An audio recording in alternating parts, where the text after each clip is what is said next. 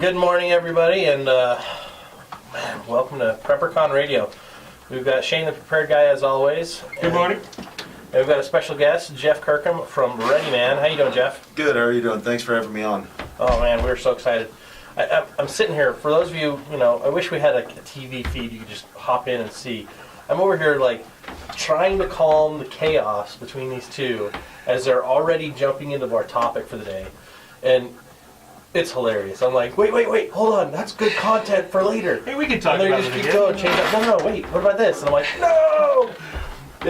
I'm so glad you guys are both here. For everybody. This is, normally this would be our Survive week. Last week we did Survive. This week we're talking about Protection, Protect. Before we jump into it though, quick announcement.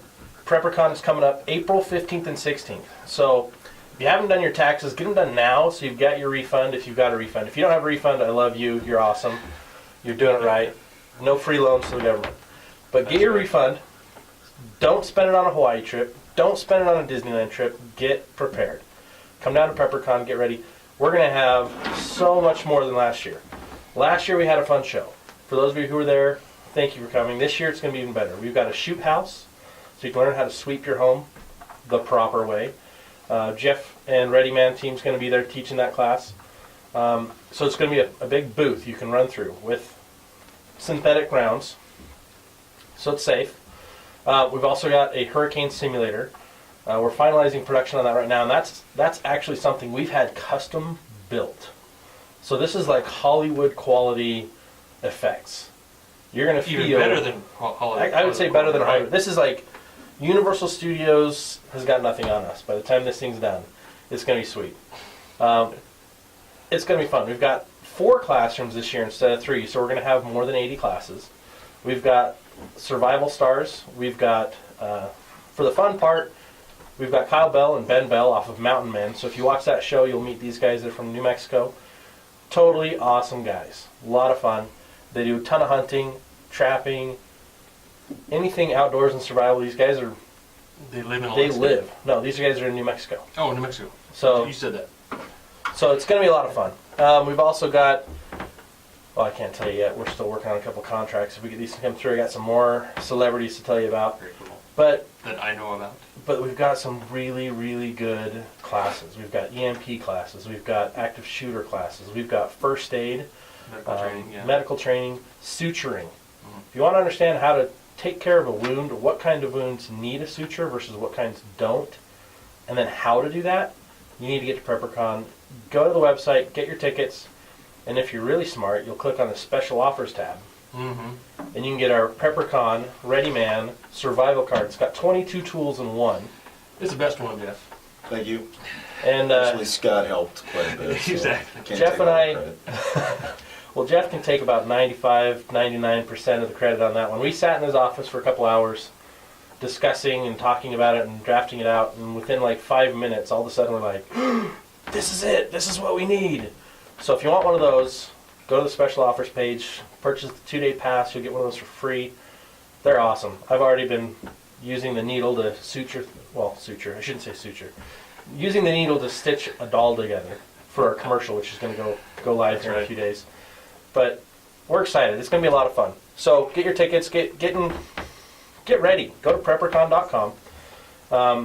And without further ado, let's jump into guns. Let's talk into... I want to make a bit of a segue, if I could, Okay. from the previous segment with Paul. We were talking about really what's going on in the legislature and so forth. And one thing I wanted to point out, because I really didn't have any time to talk, which is fine, some great callers, is that people have, or the American public has forgotten to, or really doesn't know what it means to be an American. What the Second Amendment is truly about, what a standing militia is about, or the lack of having a standing army. The reason we have arms and the reason we should have a militia is that it's up to us, right? It's our responsibility to protect our own country. And so that's one of the reasons why we're talking about guns today. Absolutely. That's a great point. So, when it comes to having a standing army, when it comes to having your own militia, or when it comes to just keeping your right to bear arms, I always look at it, and there's a couple different ways you can look at it. I mean, I love the handguns for close range personal protection, primarily to stop muggers. or if you want to go wild, wild west, you can do Wyatt Earp. I don't recommend it. I don't see that working well for anybody. Right, the handgun is so you can fight your way to your rifle, correct, Jeff? Fight your way to your rifle, exactly. But that's all you got. I think it was Porter Rockwell that said, God made man, Colonel Colt made him equal. That's right. Yeah. That's a true quote. I've actually read 3 of his autobiographies. That guy was one tough dude. Yep. And he was nice. He was a very caring individual, but you don't take him off. He was tough. I'm kind of a sissy when we compare it to that, but I think we're all sissy when it comes to comparing ourselves to more Porter Rockwell. so today we've got in-house. I mean, this is pretty exciting for me. Jeff, let's talk a little bit about your background a little bit in firearms. You guys have just launched a bunch of courses through ReadyMan. We did. So with ReadyMan, we just got finished up filming the Ready Gun, which we're calling the cage dynamic sometimes, with slang terms that we're using for that. And so we're in the process of editing that up for the video content for our members. Nice. There's a bunch of free content on some of that stuff on our Facebook page and Instagram and whatnot, and also full30.com, full30.com. And so basically what we did is, me and my business partner, we were both in Special Forces for, him for about 20 years and me for about 28 years. And then what we did is we thin sliced down all of the fundamental things that you need to know to be safe and effective when you're shooting, and when you're shooting and moving, and when you're shooting and moving targets. And so we filmed all that, and we're putting it in the process of putting that together right now, and should be some really exciting content. Very cool. Well, there's that, and then you also do. I noticed you guys had a CCW recently that you threw up online. Have you had that class yet? Or We have, yeah. Actually, we've done 2 of those classes now, where we do a free CCW class, and then obviously the pitch there is we're bringing folks in so they can meet us, get interested in ReadyMan, and then get interested in joining our membership. We're coming out for some of our other live trainings that we have, where folks come in and we teach everything from a basic pistol all the way up to advanced pistol carbine. And one of our hallmark classes that we have is the home defense and tactics. That's where we awesome. teach folks to go through their house safely. And that's actually is a taste of that is what we're going to do at PrepperCon. Awesome. So, if guns kind of freak you out, you need to come to PrepperCon and hang out with Jeff. He will just quelch that fear right away. You are in control. That's the beautiful thing. Is the more you know and the more you understand about firearms, the better you are prepared to handle them. Absolutely. And we like to, the parallel that I like to draw all the time is like driving a car. It's amazing all the similarities between driving a vehicle and shooting. And just like with a vehicle, if you're not paying attention and you don't know what you're doing, you're essentially in a 2,000-pound bullet. You're going to go off the road and you're going to cause some damage. And it's very similar with any type of firearm. So knowledge is power in this place, and they can be extraordinarily safe. You just have to treat them with respect, and just like a vehicle. Absolutely. So that's our segue, I guess you could say. We talked a little bit about handguns. I want to jump into the rifle conversation. We've got a couple here in front of us, and I'm really excited about this because my knowledge on advanced weaponry, rifles, it's very limited. And that's why we bring in experts like Jeff. Shane is as close to an expert as you can get, I think, without quite being there. Maybe self-proclaimed. Self-proclaimed. But we're close. Jeff, tell us what you have and why you have it. Because this is beautiful, and you've shown some functionality, but tell us what this is. Actually, I think it gives due for a little bit of background story. So back in 2002, I was part of a team that tested and did the first empirical data for Special Operations Command. What's your name? For the AK. And what had happened was, Jason? at that time, the war had just kicked off because of because of September 11th, and so Okay. SOCOM, or Special Operations Command, was looking for an AR Okay, platform put you on that hold would for a shoot second, the as soon as you can 7.62 get by to your question. 39, which is We'll the pull you on. caliber Right, that's that right. the AK shoots. Most AKs shoot. And so we ended up going in and testing, and the rifle that they had was absolute garbage. Like the barrel was literally falling off, and bullets were going through the barrel because it was drooping, and just it malfunctions, and so it was really bad. And so the SOCOM commander, it wasn't, excuse me, not the SOCOM commander, the colonel that was in charge of the program said, why don't we just shoot AKs? And everybody said, well, because AKs are this and that, and they're not accurate, and the ergonomics stink, and all this stuff. And the colonel said, okay, show me the data. And they scoured DoD, couldn't find one study that had been done that had true data in it, that wasn't skewed in some way. So he said, okay, until we see a study, I want to see a study. I want pure data. So we went out and we tested the AK, and actually by the end of the second day, is week-long test. We had to count for every round, and the test was rigged to fail. And then by the end of the second day, the AKs that we had were performing so well that the SOCOM called back and said, you guys are fabricating your results, because there's no way those rifles are performing that well. And of course the CW5, which is about as high up as you could get in the military besides a general, had some few choice words. We had a CW5 looking over our shoulder, and at that time there were about 5 CW5s in the entire Army. Had a few and he was a Vietnam vet, had a few choice words to say. The testing went on and continued. I bring up that story because the original competition that took place for that rifle, for the 7.62-39, was actually won. It was awarded to Knight's Armament, but the competition was actually won by a local guy here by the name of Robinson Armament, Alex Robinson. Now you're comparing this, the rifle that failed that you were speaking about was an AR platform? It was an AR platform, yeah. And so fast forward, I met a guy, my family's into the machining and manufacturing, and I met a guy that said, he was a machinist manufacturist, and he said, man, you need to meet this guy. He makes a rifle that's kind of an AK M4 baby. And so I said, well, okay, and I looked it up on the internet. I was dubious at first because every AR platform I'd looked at that point was not. It was an AR platform that they put a gas rod on. And I'm not a big fan of the AR platform. And whether carbine or piston. Whether carbine or piston. Okay. There's some major design flaws in it. I equate it to the PC of the firearms world, like the Microsoft. The PC has got so many Band-Aids on it that it works, but when it breaks, it breaks. Right.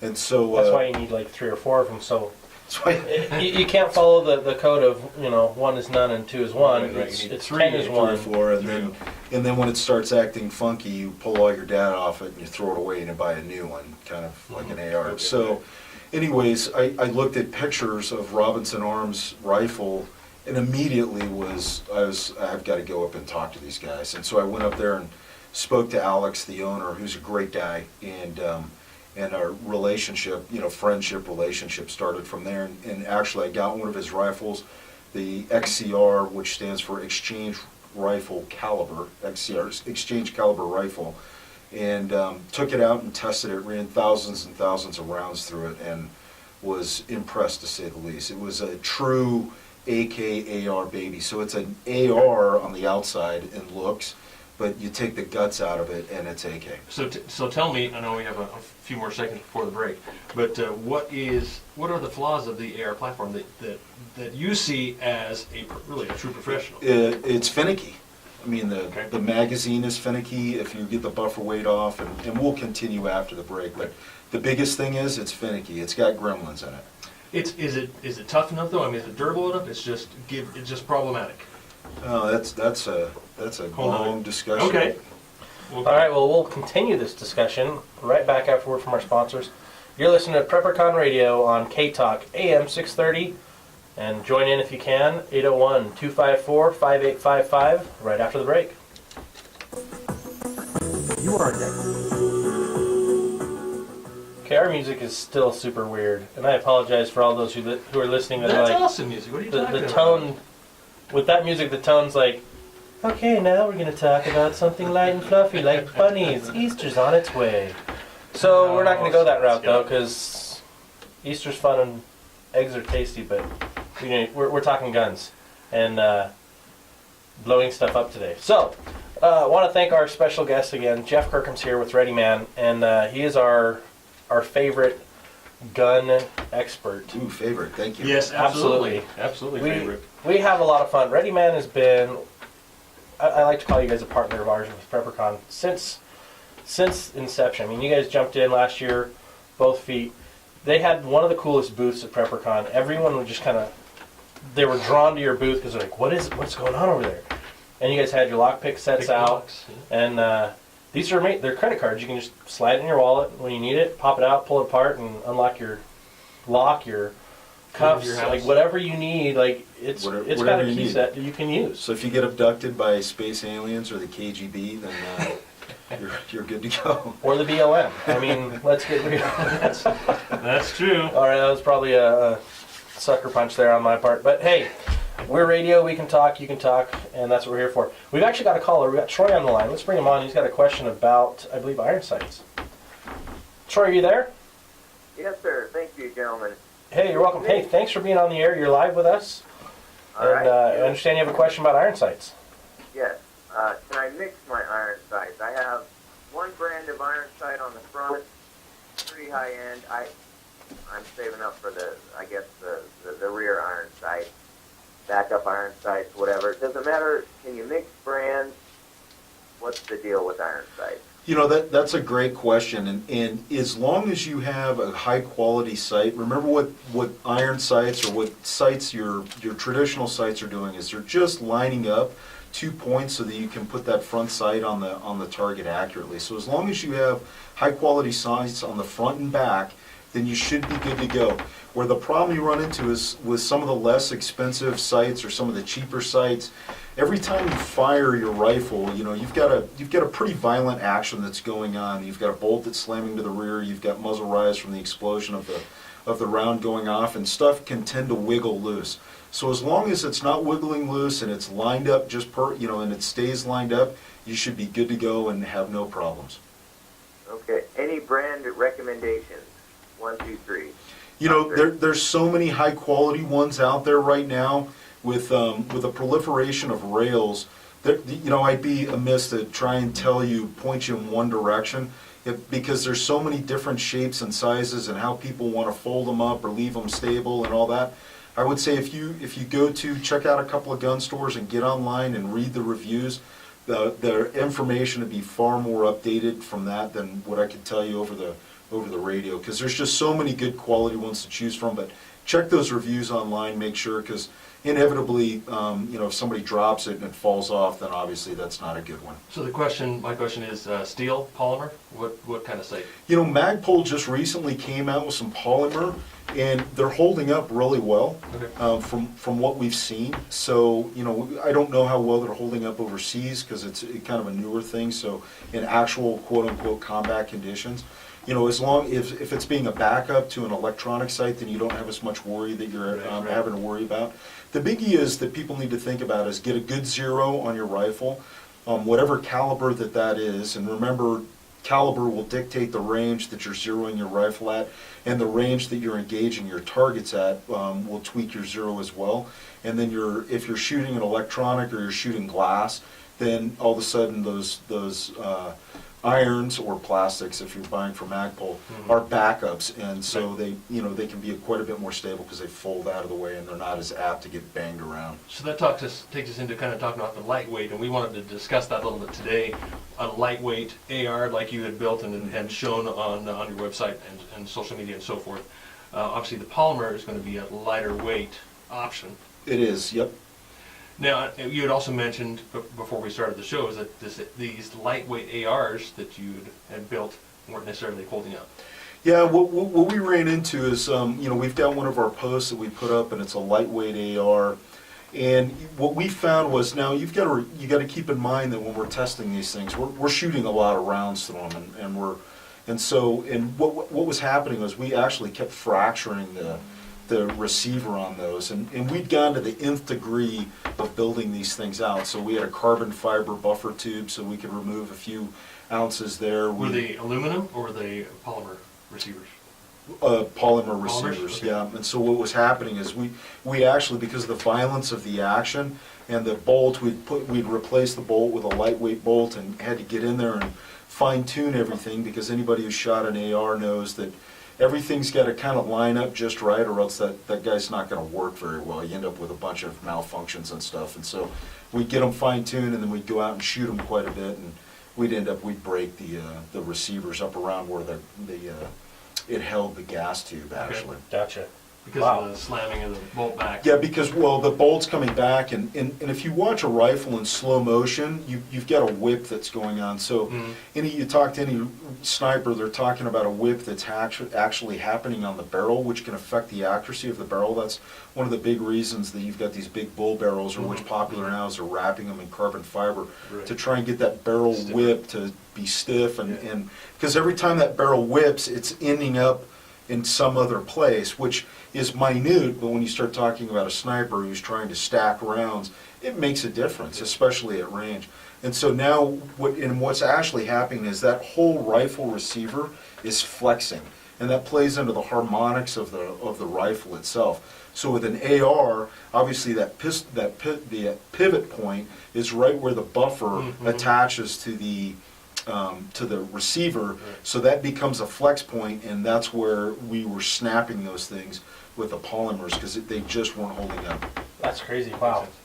So then, understanding some of those inherent problems with the AR, especially with the super lightweight build, those problems kind of have just further shown us that it is a malfunctioning platform.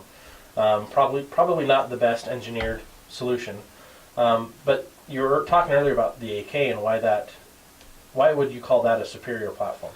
Well, I think the big difference is, and all the AR aficionados out there are probably going to scream at this point, but and it's okay. But if you logically look at the design, and anybody who's worked with ARs will tell you, the AR is a great platform as long as you maintain it. And one of the big design flaws, at least this is the world according to Jeff, and we'd all be a lot happier if we all listened to me, right? So, but So far, so good. So far, so good. But the hardest part of that rifle to clean is the chamber, and arguably is the star chamber, and arguably the most important part of that rifle for it to work is the star chamber. And so now all of a sudden, if you get junk in the star chamber, carbon or dust or sand or water or any of that thing that interrupts that bolt from getting in there and rotating out so it can unlock, you're going to have malfunctions. And so that's where, when the AR, the gas rod systems for ARs, everybody was like, hey, what makes the AK so reliable? Well, it's a gas rod system. So they started throwing gas rods on AR platforms, thinking that it was going to be this miracle cure. And actually, depending on whose tests you look at, it was kind of a net zero, actually, is what they came back with.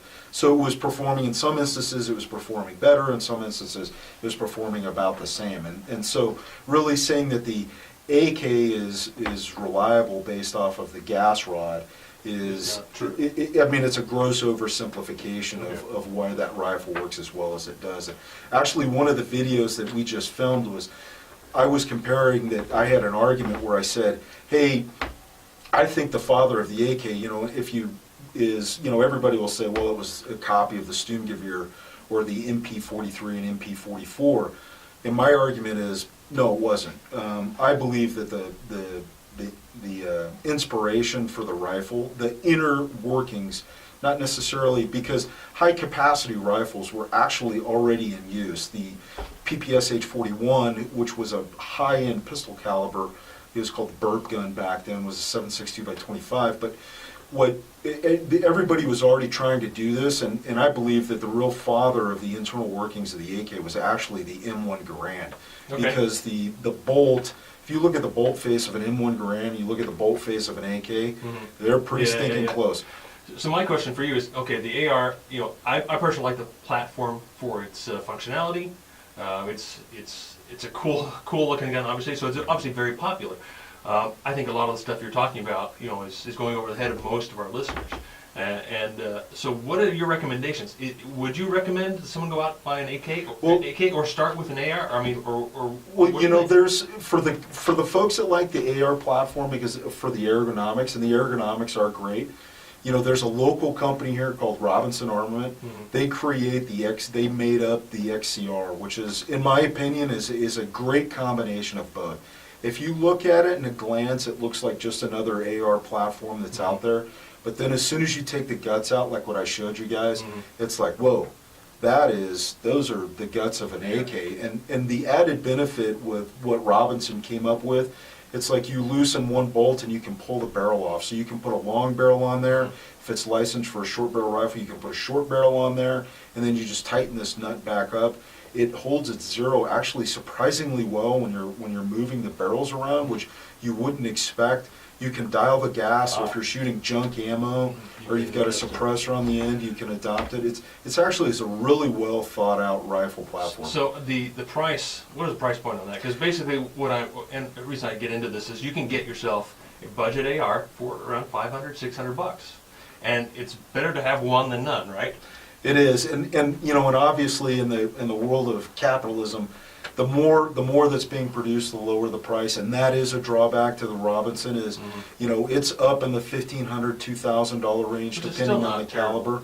But but you get a quality rifle that's got a folding stock and a collapsible stock and all that can go with it, and you don't have the issues. The cool thing. It's kind of like the MacBook of the PC world. Okay.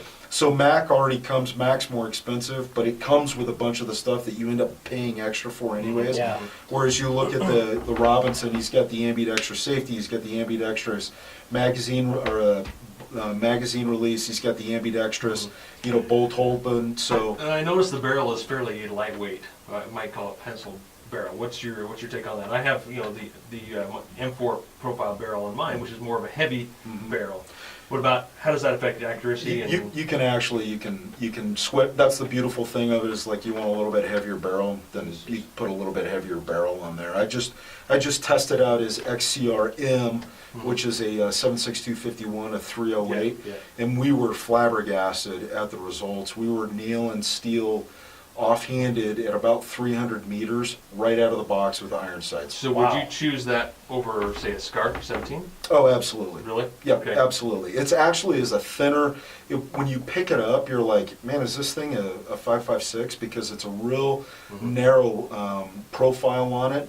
Whereas the SCAR heavy, the 308, is almost like you're carrying like a machine gun. It's huge. And so we're really happy. It's actually really nimble in the hands. We were all surprised when we shot it. Okay, so let's talk about the M1. Like say the SOCOM. That's my next rifle is in the 308 caliber. What is your take on, say, compared to like going with an M1 Garand type platform?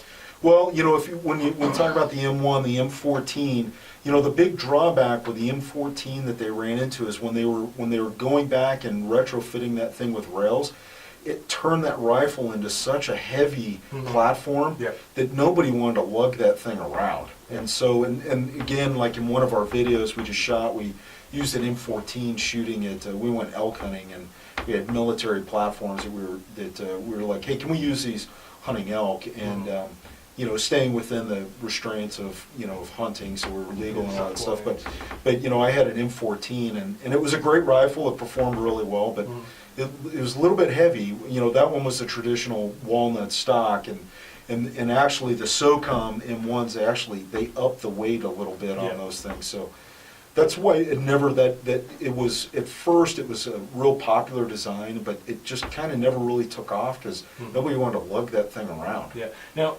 with my AR, I have done some modifications to it, and I've done these because I have reliability in mind. Like the nickel boron bolt. Not to clean it as often, and so forth. What about the M1 platform? Is that more reliable than, say, the AK, or? If you look at the M1 or the M14 platform, or the M1 Garand, the M1 Garand and the M14 are essentially the same thing. Okay. Some of the stuff that's in there that crosses over to the AK, or the design features, yes, absolutely enhances its reliability. And what I like to tell folks is, if you think about World War II, all the designers, whoever it is that you believe designed the AK, whether that was Schmeiser or Kalashnikov, doesn't matter. I call it Team Kalashnikov, because it was most assuredly a group of people. Every one of those people was affected by World War II. Obviously, if you were Schmeiser and you were captured by the Russians, you were affected by World War II. And the Russians had lost millions of people in that conflict. Not thousands, not hundreds of thousands, millions of people in that conflict. Literally every single person in the Soviet Union was affected by World War II. The same with the Germans, obviously, as well. And so now you have these guys that were taking those lessons from the battlefield of the Eastern Front, where men were literally starving to death and freezing to death because of lack of logistics of maintaining weapon systems that they had. And so they would have taken those lessons and then applied them. And they would have certainly tested all of the platforms that were on the battlefield to figure out, okay, who's working the best, who's not working, and what can we borrow from that to create our own baby. Right, now, before we go to break, I want to make sure that we talk about, after the next break, talk about optics a little bit. What else do I want to, and about caliber as well. Absolutely. Because obviously, the AR is it's 5.56, pretty small caliber, whereas the AK is a 7.62 by 39, 30 caliber. 30 caliber round. So, which is obviously has a lot more energy, which is, I guess, the right term to use. Want to say Well, more mass. more right? More mass, weight, so it more wants mass. to hold onto its energy longer. Okay, over longer distance in particular. So the round that obviously the military still goes with is the 5.56. I mean, that's their primary go-to round, correct? Yes, that's correct. And what's the reasoning for that? Well, the reasoning, the original reasoning that came out when the rifle was adopted was, if the bullets are light, what they did is they strictly looked at the math. How much they can They carry. said, how many bullets are fired, and we'll get into it more here in a second, but how many bullets are fired, okay, that's how many bullets a guy needs to be able to carry. Okay. So it's pure math. Awesome. Well, you guys, thanks for listening to K-Talk. We're going to be right back after a message from our sponsors. So stick around and join in the conversation when we get back. Please carry the 5.56 now, because you actually have less over penetration with the 5.56 than you do with 9mm. Because it's going so fast, it just Because breaks it's, up, right? because it's a small bullet that's moving really fast. So now when that small bullet hits something like drywall, it starts dumping its energy immediately, which it makes it actually a safer round for police to carry. And I've actually said that on the show before for a home defense rifle. An air is or at least that caliber is a good. As long as you pick the right Right, bullet. soft- And then what was happening was, Vietnam is a great example, is they're trying to shoot through the jungle and they've got all this underbrush and stuff. Now all of a sudden the bullet's doing what the bullet's supposed to do, is it's Hit some underbrush. hitting brush or sticks or something, and it starts losing its energy, and tumbling actually goes all to hell. And so that's when they came out with the green tip, because the green tip has the tungsten penetrator in there so that it can punch through stuff and hit targets behind it. So essentially we did this. So is that the primary round of military? Yeah, well, that's all they shoot is green tip, except for the special mission units. Because they're trying, well, it's, part of it, again, you go into corporatism, but part of it is you can't have all these different bullets. That's one of the things that ate the German army alive, was they had all these different calibers. So you think about the logistical train that's behind that. Do you know what I mean? You've got to have this factory's producing this factory's producing, instead of just everybody producing one round. And then getting it out to the field, and did the boxes get mixed up? And so it's a huge logistical nightmare every time you change calibers. And so at the end of the day, if you're poking holes, you're poking holes. Yeah, whether it's 22 or whether it's... But the 30 caliber has been well established as being How long would you around wait to get relief from your nasal congestion? cross. So that's my next rifle I'm getting, is the 308. And I still haven't decided what. I love the silk on. I want it to be a defensive round, but I want to be able to reach out some too. I don't need a 1,000-yard gun or...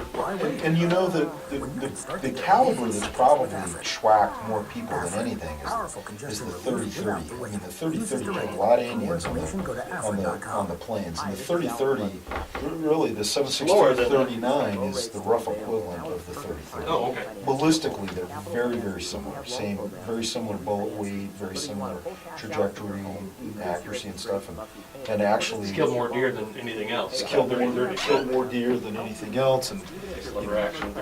And you've got that big, and what they did was, because it's 30 caliber, but it's a reduced power, it still has enough energy that it can start smashing through, walls and stuff, because in the rules of war, we're not dealing with police. Police he needs to see somebody he can shoot, but if somebody's shooting at me behind this wall, guess what? I'm gonna start raking that wall, because I'm not worried about little kids and stuff like that in the middle of the battlefield. Yeah.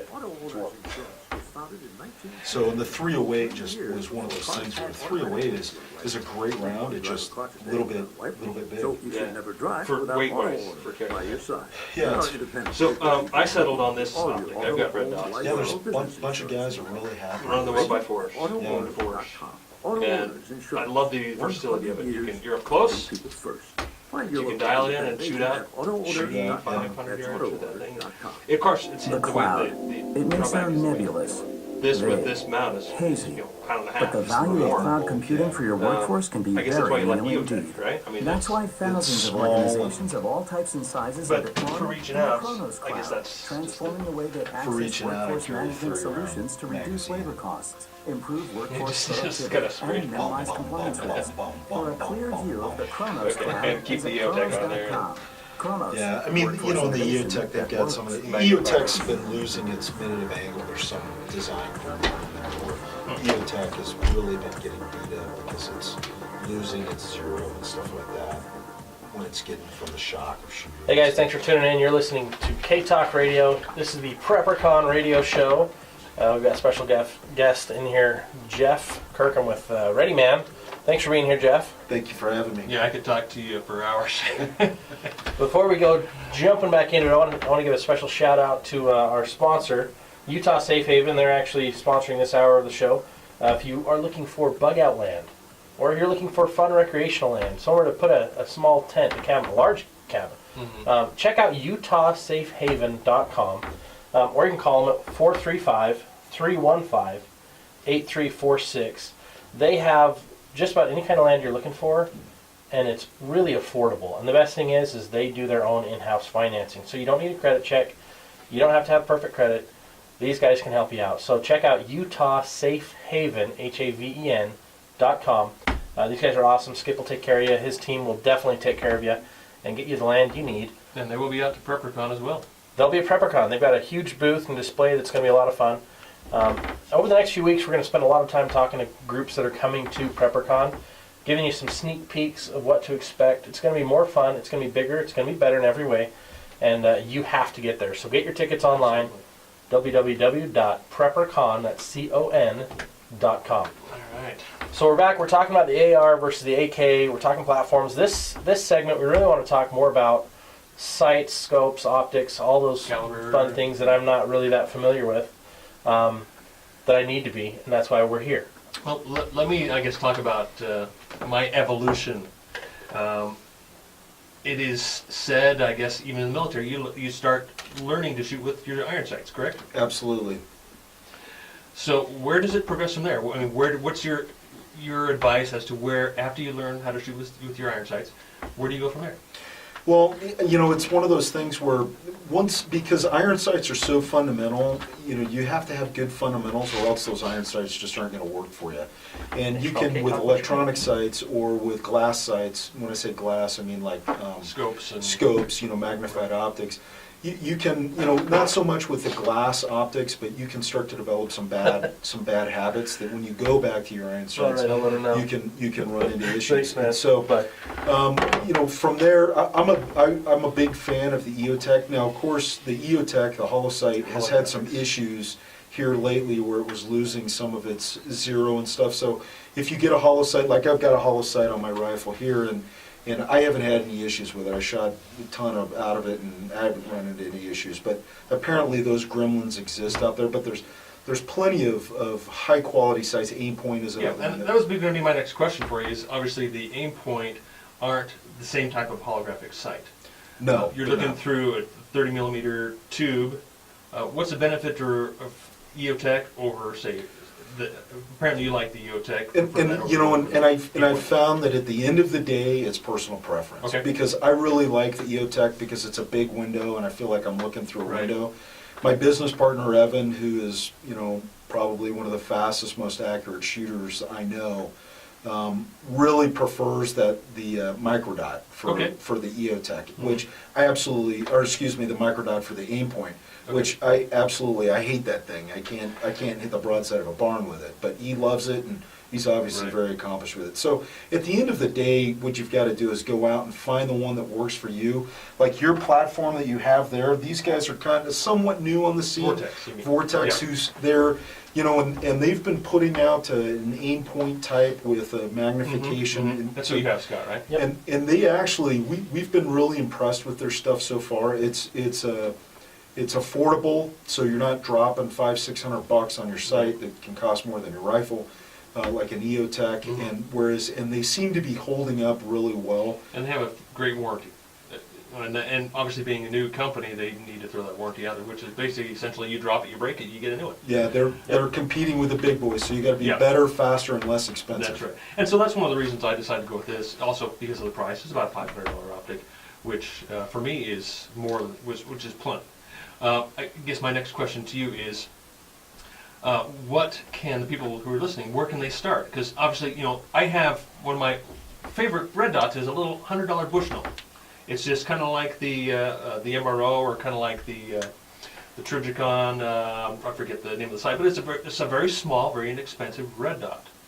Is that a great place for most people to start? I would say yes, because red dots are not all created equal. So one thing that I don't like about the aim point is when you increase the brightness on it, you're actually increasing the size of the dot. Right. Whereas I don't like that. Whereas the EOTech, as you increase the brightness, you're actually just increasing the intensity of the dot. It's still like 1 minute of angled dot that's in the center and stuff. So, you know, and that's where it's like, get out there, get to any of these quality ranges around here will let you borrow or rent rifles, and you can shoot them and you can run those rifles, or if you get out to some of the competitions and whatnot, or even just take them out yourself, borrow your buddies, and take it out and shoot it and see, hey, I like this works for me, or no, it doesn't. Again, you know, you use Evan and myself, you know, he really likes that microdot. I despise it. I like the EOTech. He does not like the EOTech. So, you know, it's a lot of personal preference there. And I think the thing that I'd like to point out is that you don't have to spend a lot of money at first.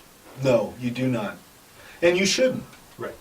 Either on a rifle or on an optic, I guess, right? Because, you know, mine, you could easily start with, you know, a $500 AR. Well, and we then just learn had a from caller. While you guys were chatting, I took a call, and he said that you're both wrong. Okay. He said, don't get an AK, don't get an AR. He said, get a Browning 50 cal. Well, there you go. That'll solve all your problems. And he just laughed his way off the phone. It was pretty awesome. So a bolt gun rather than, and that's a whole other aspect I would love to talk to you about is, I would like my next rifle to be a bolt gun as well. Yeah. But in a defensive situation, you know, you really, my feeling is that you need to have a semi-automatic. Yes, without a doubt. Semi-auto is, I mean, when you talk self-defense and whatnot, I mean, essentially it's about poking holes. If you want to stop the threat, and so that's where the FBI and the DEA and a lot of these federal organizations and even a lot of the local are all going back. They're dropping the 40 and they're going back to the 9mm, just simply based off of the data's not supporting the bigger bullet. It's not enough of a difference that what they are finding is holes are what equal stopping a threat, not necessarily these big Mongasso calibers. So yeah, during the break we were talking a little bit about caliber, the 5.56 versus the 7.6 to the 308, and it's about essentially about how many rounds you can carry on your person. Yeah, so originally, and that's where they came up with the 5.56, was they did the math. They said one soldier shoots X number of rounds to cause this many casualties. So that in a perfect world, it's okay, let's increase the number of rounds that a soldier can carry, because when the M1 Garand only carry like 8 rounds. So But at the time, that was a tremendous amount of firepower because everybody else was running around with bolt actions. And then that was the day of the subgun. The subguns were running around with 20 and 30 round magazines, unless it was a PPS H41, the Burp gun, that had 75. So now all of a sudden, when the Germans were fighting the Russians, you know, like in Stalingrad and stuff, and they were fighting Russians that had Burp guns, now all of a sudden it's not a big leap to understand why Germans were picking up Burp guns, because it was like, wow, this is a huge advantage, and it was a great round too, 7.62-25. And so that it was pure math where they said, okay, let's go with a smaller round because soldiers can carry more. So are you saying that I am perfectly fine to stick with my 5.56, or should I really consider maybe going up to a 7.62 by 39 or 51? It depends. It totally depends on what you're doing. If you're going to go out deer hunting or something like that, or elk Right. hunting, Larger. obviously, you ask any hunter if you're going to go hunting with a 5.56, and they'll look at you like you're crazy. Yeah. You So, know? but in a defensive situation, my AR, the 5.56 should be completely capable. I would say probably. Okay, good word. Probably. Should be. It should be. It should be. Yeah. But the bigger the better, right? Is that kind of the? No, not Not necessarily? necessarily, because remember we go back to the discussion about holes are better. So, you know, if I could carry around if a 22 worked, then that would be the best of both worlds, or the 177, you know, because now you get that little round. But we found, you know, at some point there is a drop off. Like the big hit overseas for a while was the 5.7, and you know, we quickly found out it was, you know, the MP7 was shooting that smaller HK round, and we quickly found out it was a great round if you were fighting alley cats, and that was about it.